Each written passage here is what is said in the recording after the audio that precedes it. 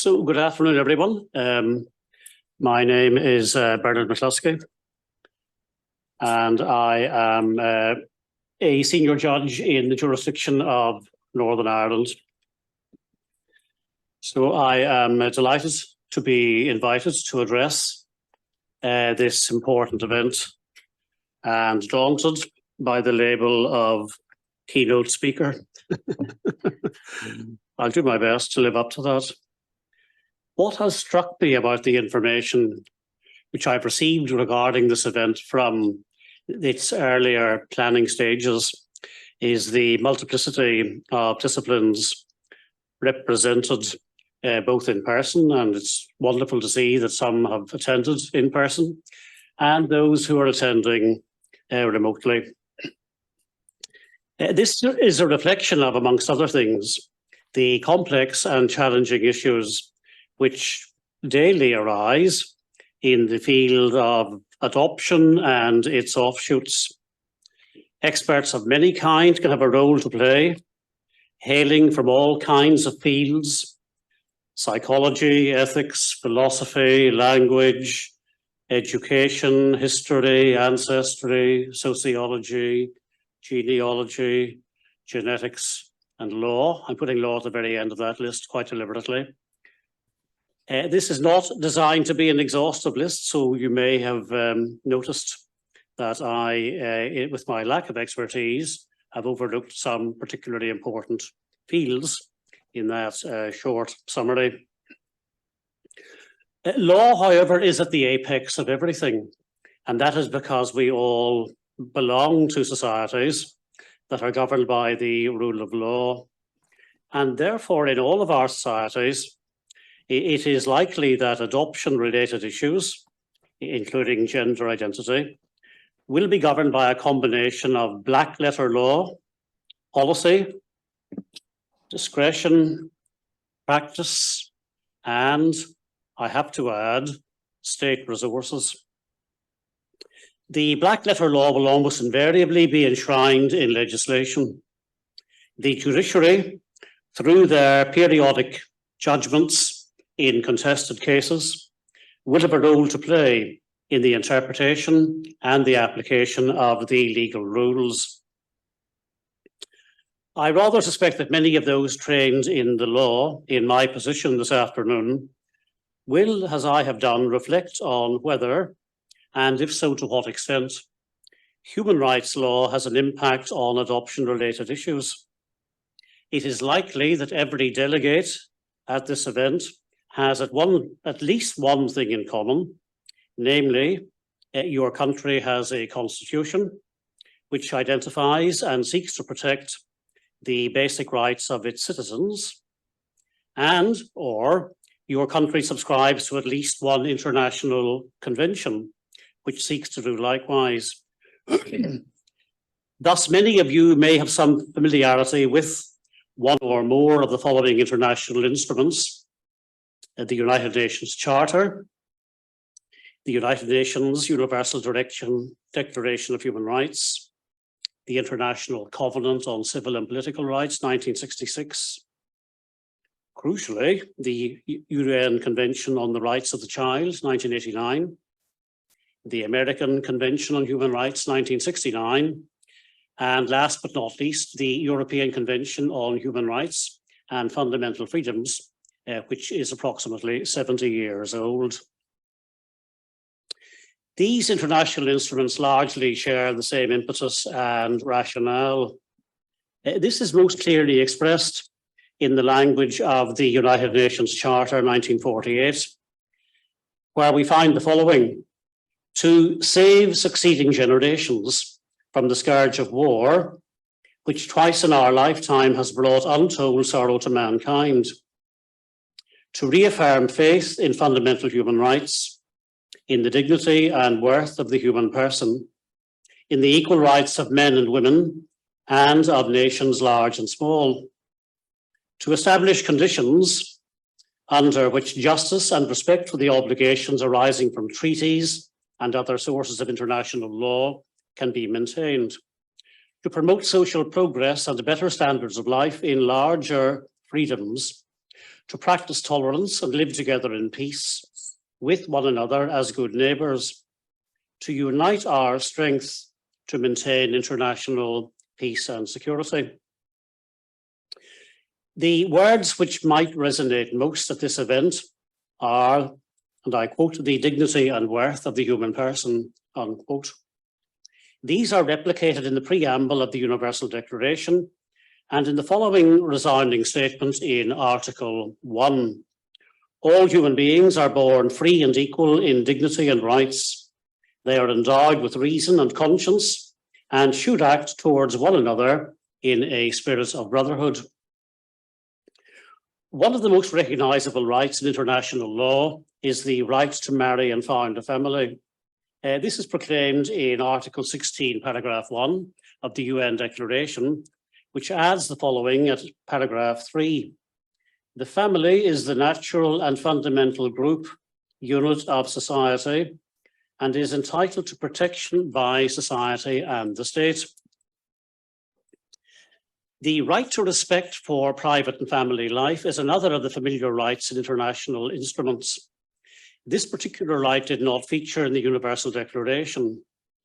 Almost 20 years later, in the International Covenant of Civil and Political Rights in 1966, specific family-related rights were recognised in Article 23, as were certain rights of every child, not for the first time, in Article 54, including in particular the following: without any discrimination as to race, colour, sex, language, religion, national or social origin, property or birth, the right to such measures of protection as are required by the child's status as a minor on the part of the child's family, society, and the state. The right to respect for private and family life features in many international instruments. The words respect for invite reflection. The terminology is not the right to private and family life. This right is invariably expressed in qualified terms. Thus, it is to be contrasted with absolute rights, such as the right to life, albeit it too has a slight qualification, and the right not to be subjected to torture or inhuman or degrading treatment, and the right not to be enslaved. In Europe, the qualified right to respect for private and family life is contained in Article 8, paragraph 1 of the European Convention on Human Rights, which I will describe as the Human Rights Convention. This is the work of the Council of Europe, an organisation of states which has 47 members and which was undoubtedly inspired by the United Nations. The limitations on the right are expressed in paragraph 2. There shall be no interference by a public authority with the exercise of this right, except such as it is in accordance with the law and is necessary in a democratic society in the interest of national security, public safety, or the economic well-being of the country, for the prevention of disorder or crime, for the protection of health or morals, or for the protection of the rights and freedoms of others. This qualified right is the first of two human rights, both widely recognised internationally, which would appear to have potential application in adoption-related issues. The other, which I've already mentioned briefly, is the right to marry, and that is contained in Article 12 of the Human Rights Convention. It says men and women of marriageable age have the right to marry and to found a family according to the national laws governing the exercise of this right. Contrast the wording of Article 16.1 of the UN Universal Declaration. The qualified right to respect for private and family life does not merely require the state to abstain from interference. Rather, there may in addition be positive obligations in certain contexts and circumstances. It is well established that the state has a wide margin of appreciation. This is so because it is for the state to strike the balance between the competing interests and the competing rights of the individual, or indeed of individuals, or of the individual and the community as a whole. This is one of the cornerstone principles to be found in the jurisprudence of the European Court of Human Rights, a supranational court, which is the ultimate arbiter in all cases belonging to the Human Rights Convention regime. The decisions of the European Court of Human Rights are intensely fact-specific. Bearing this in mind, this supranational court has held that the positive duty imposed on the state by Article 8, paragraph 1, has required the state to, for example, provide sufficient domestic legal safeguards to ensure an illegitimate child's integration into its family, to provide a person with access to their foster care records, to allow a natural father to have his biological paternity recognised, to take sufficient steps to ensure compliance with court orders relating to a father's right of access to a child, to take sufficient steps to ensure that a child abducted by the non-custodial parent is reunited with the custodial parent in accordance with the Hague Convention, to provide a procedure whereby contested paternity could be determined, taking account of scientific progress, to assist detained persons in maintaining contact with their family members, to return the body of a dead child as soon as possible following a post-mortem examination, and to provide a natural, non-custodial father with an opportunity for consultation before placing the child into adoptive care. So these are all illustrations of the positive duty on the state under Article 8 of the Human Rights Convention. In decisions by public authorities relating to these rights, fair hearing obligations also arise. This means, in short, that the decision-making process must be procedurally fair to be contrasted with one's purely subjective evaluation of what might be substantively fair or unfair.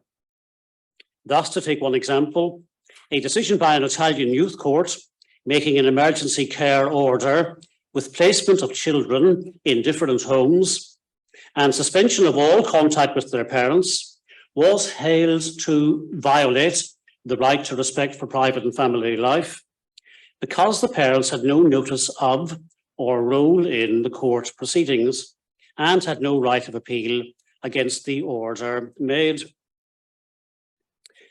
The issue of procedural rights and duties featured prominently in the case of McMichael versus the United Kingdom in the specific context of adoption. This decided that Article 8 requires that the natural parents be properly involved in the decision-making process and that their views and wishes be fully taken into account. This requirement is subject only to genuine and grave emergencies, as would the Italian case, which I've just mentioned already. The overarching duty of the state is to establish processes and procedures which will ensure that the interests of all affected family members are sufficiently protected.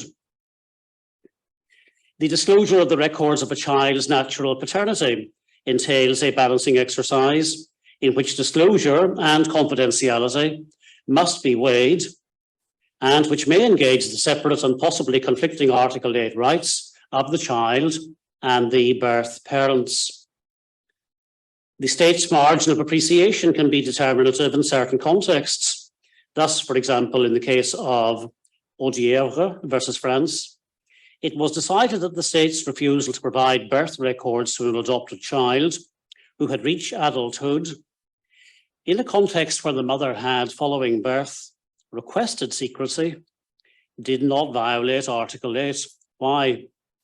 The court reasoned that the state, within its wide margin of appreciation, was entitled to guarantee such secrecy to mothers in order to protect the safety and health of mothers and to protect the safety and health of children and to discourage and avoid abortions. A fair balance between the competing interests engaged was struck. This is a paradigm illustration of a no-go area for a supranational court. It will respect the choices made by the domestic state, which, as the supranational court frequently says, is better placed to make this kind of assessment and judgment. Adoption issues can also arise in the context of the right to marry, protected by Article 12 of the Human Rights Convention. Focusing on the right to respect for private and family life, it is appropriate to recall what has been said about this right in general terms by the European Court of Human Rights. Article 8, the court has held, secures to the person a sphere within which they can freely pursue the development and fulfillment of their personality. Article 8 also serves to protect personal autonomy. Article 8 protects a right to personal development and the right to establish and develop relationships with other human beings and the outside world. These are the consistent themes of the jurisprudence of the European Court of Human Rights. Turning to the specific context of adoption and adoption-related issues, there is a number of standout decisions of that court. I have gathered together quite a lot, but I'm conscious that this has been a long session today and lunchtime is not very far away. So out of almost countless examples, let me just pick 2 or 3. First, purely biological ties between a natural parent and a child do not without more attract the protection of Article 8, since further legal or factual elements indicating the existence of a close personal relationship are necessary. In other words, family life is an intensely fact-sensitive issue, varying markedly from one individual case to another. Next, the right to apply for adoption and to have such application considered fairly does fall within the scope of Article 8, private life, but does not entail a right to adoption, whether on the part of the putative adopted parents or indeed the putative adopted child. In a case involving Italy, the rights of a surrogate mother and the child born to her under a surrogacy agreement were held to outweigh the parents' rights and interests in ensuring their personal development by establishing their relationship with the child.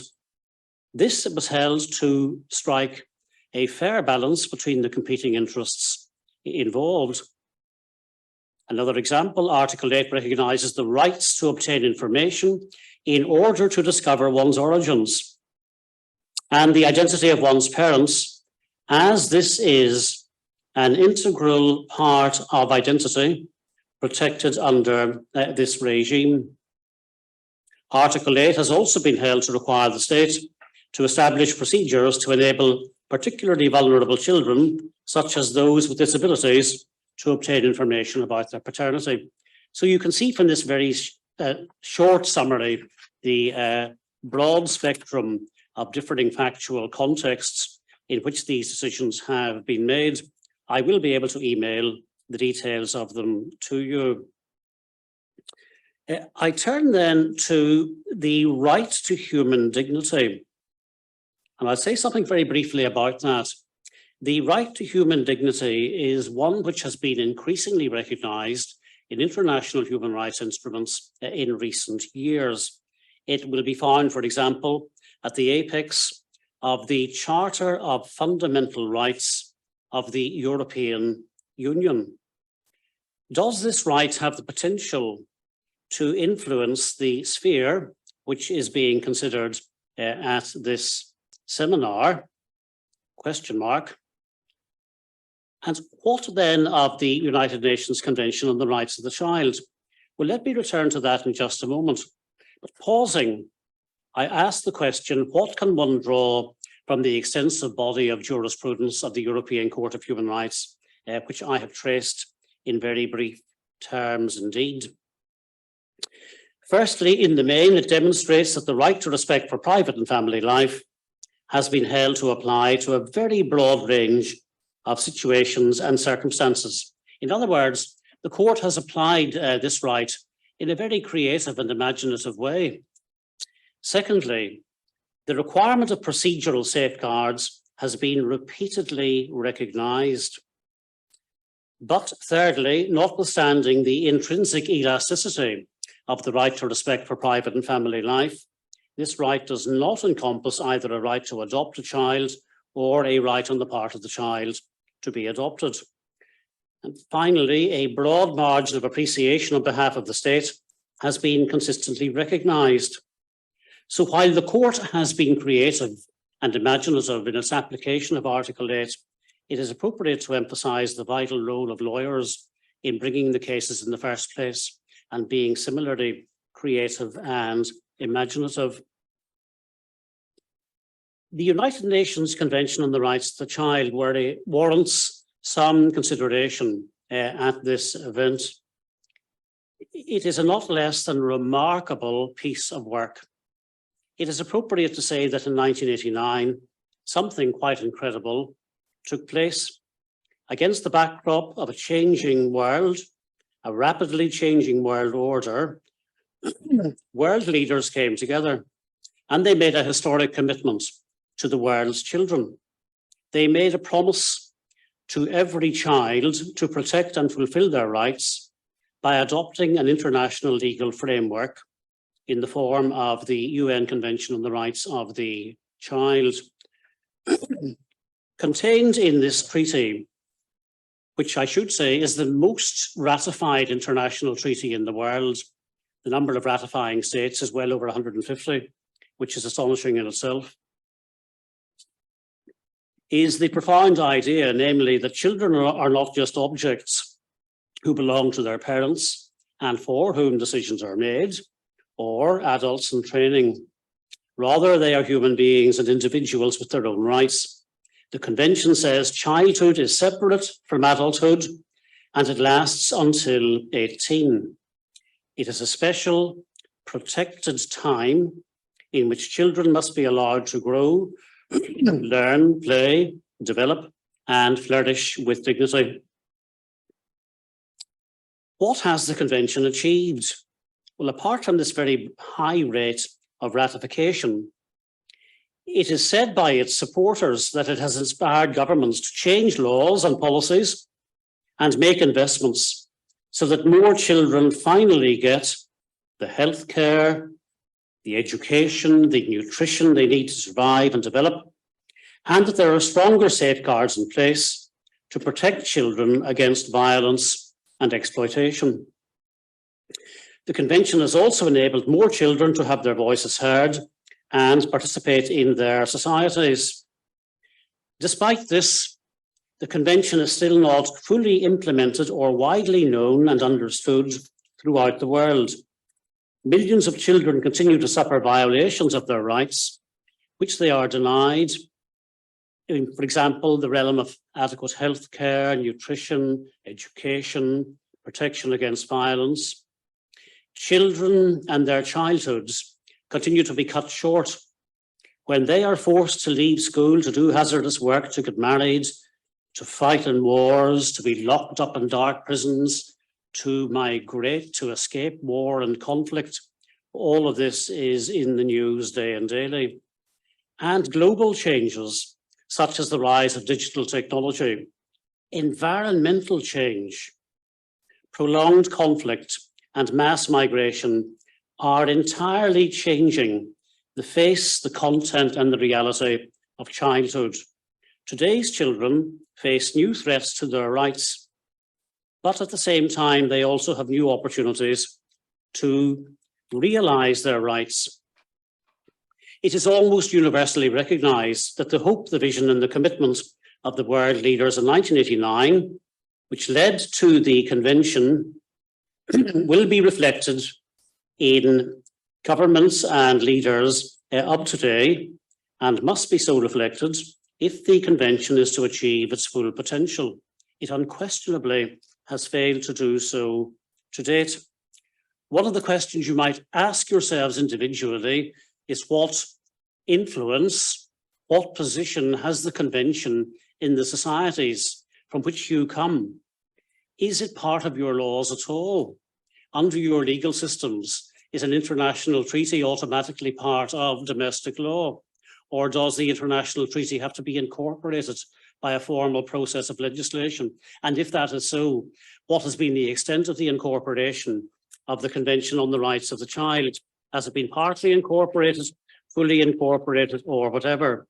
It contains a veritable Pandora's box of rights. For example, in all actions concerning children, whether undertaken by public or private, social welfare organisations, courts of law, administrative authorities, or legislative bodies, the best interests of the child shall be a primary consideration. Now, that is the right which sits at the apex of the Convention, and yet within the Convention, there are some 40 to 45 individual rights.